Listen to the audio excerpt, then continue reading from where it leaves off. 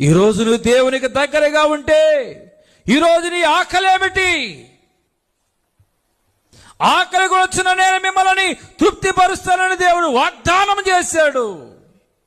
నీ ఆకలి బిడ్డలు, నీ ఆకలి విజయం, నీ ఆకలి ఆరోగ్యం, నీ ఆకలి మనశ్శాంతి, నీ ఆకలి నెమ్మది, నీ ఆకలి అప్పులు తీర్చబడుట.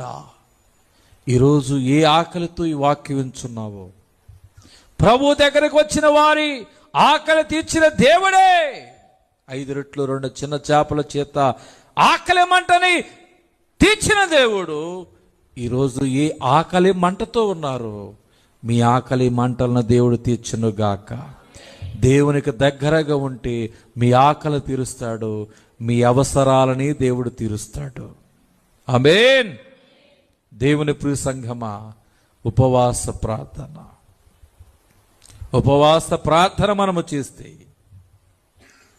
దేవుడు చక్కటి ఘనమైనటువంటి మిన్నైనటువంటి జీవితాన్ని దేవుడు మనకిస్తాడు.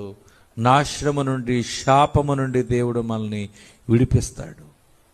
ఉపవాస ప్రార్థన మనము చేసినట్లయితే ఆకలి మంటలను దేవుడు తీరుస్తాడు, కనికరిస్తాడు. ఆయన నిన్ను పట్టుకుంటాడు.